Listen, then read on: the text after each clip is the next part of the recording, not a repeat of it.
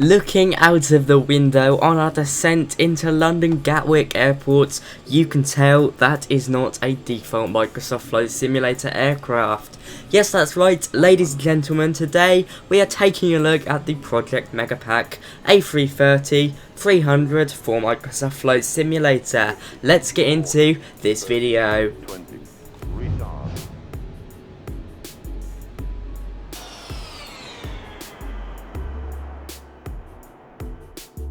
Hello YouTube, I'm Pilot Stud and welcome back to another video. Now as you can see, we are looking at an A330 in Microsoft Flight Simulator. This is a freeware aircraft made by the quite obvious Project Megapack team, as you can see on the side of the aircraft, and oops, we just went into the building. The A330 of course being a dual engine long haul airliner used by many airlines around the world. The aircraft itself is getting pretty old now, but with Airbus bringing out the Neo variant, it's sure to be in our skies for a bit longer. Now if you're unsure about the Project Megapack team, it's headed by a guy called Clink.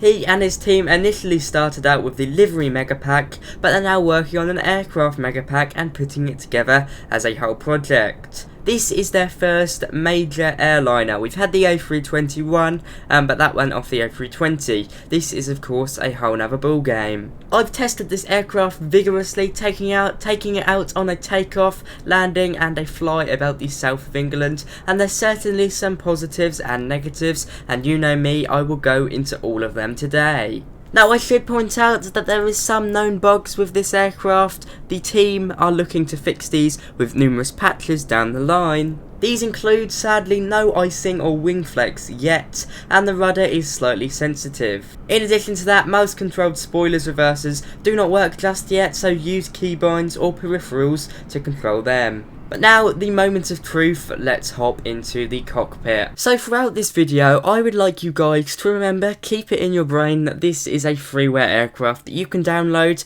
probably about now. I'll put a link in the description if the embargo has been lifted. It's been made by a team that have not been working for money. They've done this out of the kindness of their own hearts. So keep that in mind as we look at this aircraft. Now what we've got here is a modded A320 cockpit. The basis does go off the Airbus A330 default version in Microsoft Flight Simulator. However, as you can see, they've added loads of features. First of all, brand new textures have been applied. We've of course got this beautiful new throttle down here that looks very different to the A320. It doesn't just stop here, we've got plenty of new buttons added. Some work, some don't. We've also got new physical parts of the cockpit, such as the window lever here, and this part over here. Looking behind us, we've also got some new modelled spaces over here. It does look very nice. Overall, it is of course a massive difference to the A320. I did underestimate how far they'd actually go with this. Let's get this aircraft started up.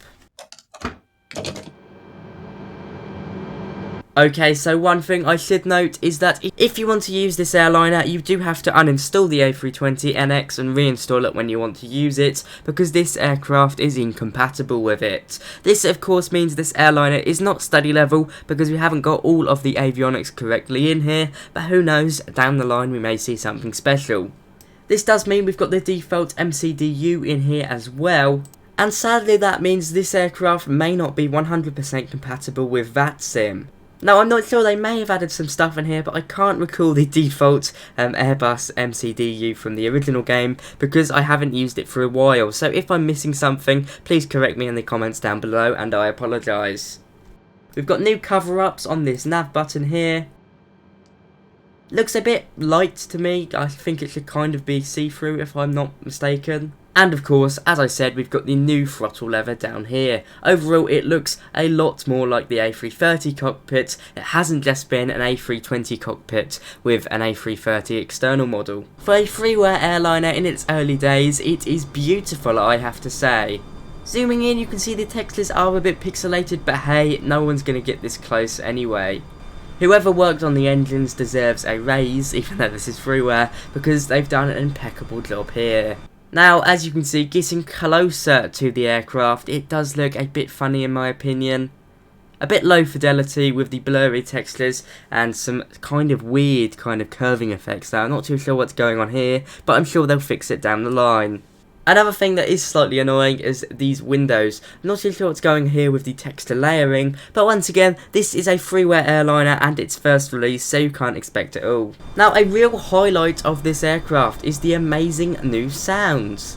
Thank goodness they haven't just ported over the default A330 sounds, the engines have got brand new sounds and the aircraft as a whole has. Now sadly you can hear the audio kind of loop sometimes, so there is a bit of pause and crackle occasionally, but it's no biggie at this current moment, and there you go, you kind of heard it there.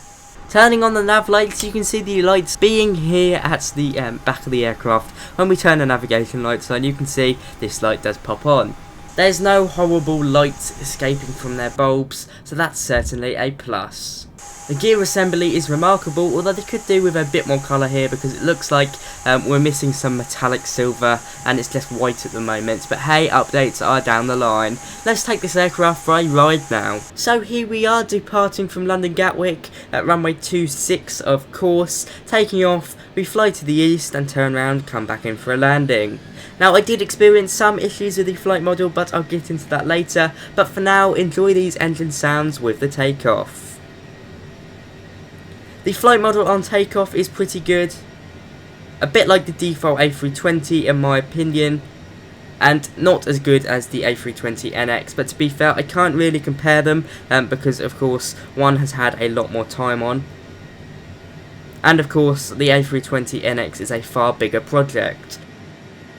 This is personally a bigger task because you're making a whole new aircraft. So the flight model can be a bit iffy at times, but overall on takeoff it's pretty good.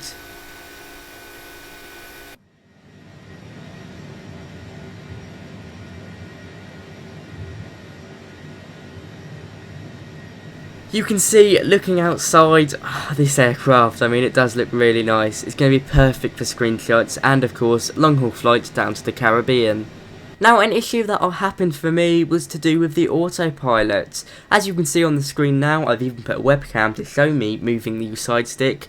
My inputs weren't being accepted by the aircraft. Now I'm not sure if this is a default Microsoft Flight Simulator bug because I'm not using the A320NX, but I turned autopilot off. We were setting ourselves up for the ILS landing on runway 26 and it didn't do anything.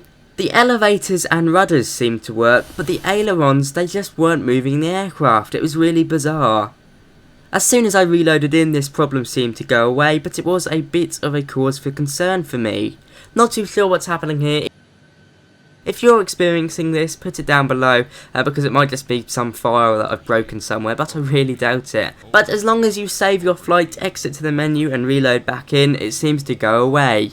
Coming in on landing, this of course is known as the butter machine by so many. And to be honest for me, for my first landing it wasn't too bad. Now of course with this aircraft you've got a bigger landing gear that also tilts very effectively with the A330, and they have modelled this in this aircraft.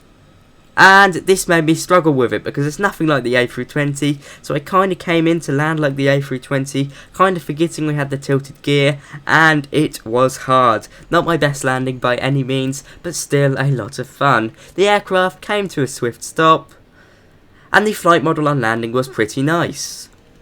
400, 300,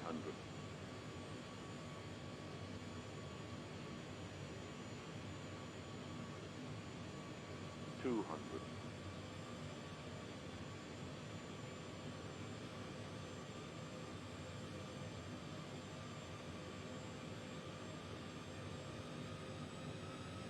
100,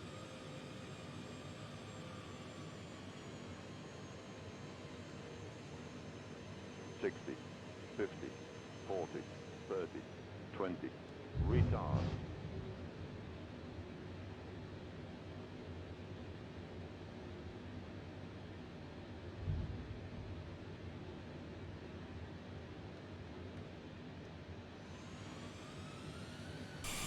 Now they put 4 months of work into the model, which is amazing I have to say, and as long as you don't zoom in too close it looks pretty good. We've got a semi-custom cockpit as well, with custom throttles, engine starters, lighting, with some MCDU changes as well. 60, We've of course got the custom Rolls-Royce 700 Trent engines with sounds, and they were provided by FT-Sim Plus. And of course the aircraft is pretty true to life in terms of dimensions. Now let's talk about the future updates. They plan on adding a third MCDU, sorting out some cockpit sizing, flight model changes, and of course smaller details. I've already gone through some of the known issues, so they'll be fixed down the road. Now, I made this video before you guys get to try it, but I should say around now there's also a 30 livery mega pack for this aircraft, which is something to get very excited about. I hope Virgin Atlantic's in there.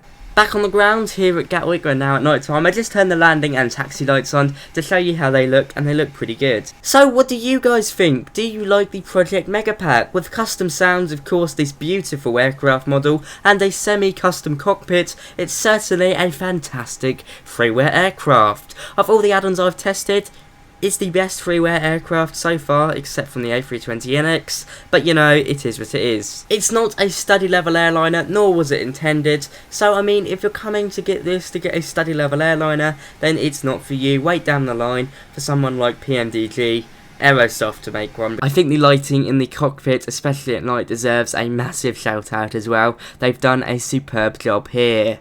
So what are your thoughts on this? Tell me down below, I'd be really interested. You guys are probably now only getting it downloaded, as this video came out straight on release. I hope you've really enjoyed this review. Thanks again to Clink for giving me an early access copy of this airliner. I am quite impressed. If you enjoyed this video, be sure to like, comment and subscribe, as well as check out my Amazon affiliate links for all of the equipment I use down below, and consider becoming a channel member for exclusive perks. But from me today, that is all. Bye bye.